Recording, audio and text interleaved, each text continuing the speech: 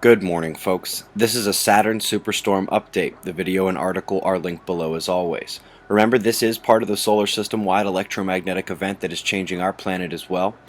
Update on Kilauea had record high lava days ago. It is now set to overflow. Safe docking with the ISS has brought the crew up to 38. That's 6 humans and 32 guppyfish space life test subjects.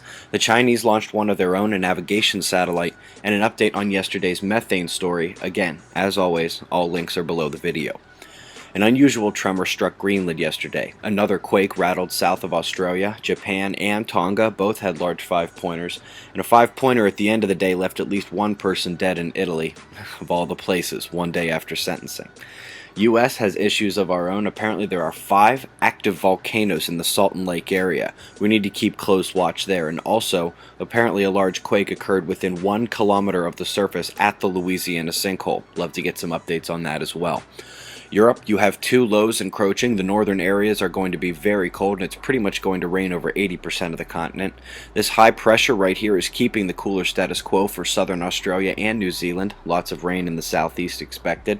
Lots of precipitation records for Wisconsin, Illinois, Minnesota. You can see that happening here, and since we can also see Sandy on the bottom right, let's move to the tropic watch. Tony is a lost cause out there in the Atlantic. Marjan made landfall in Somalia yesterday. Sontin caused major flooding in the Philippines, headed west, and Hurricane Sandy. What can we say? East Coast, get ready for the retromotion landfall near New York. Just be ready.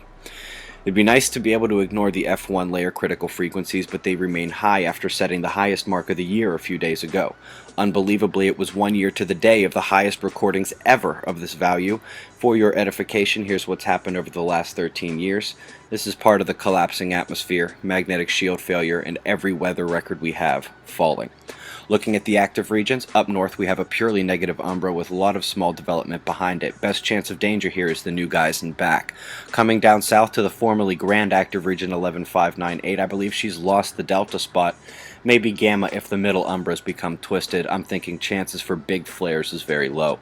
We are expecting coronal hole impacts at some point in the next day or two, and we are keeping an eye on those plasma filaments for instability.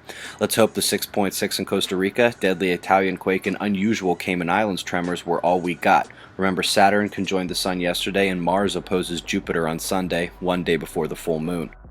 Eyes open, no fear. It's 5:35 a.m. Eastern Time, and that's the news. Be safe, everyone.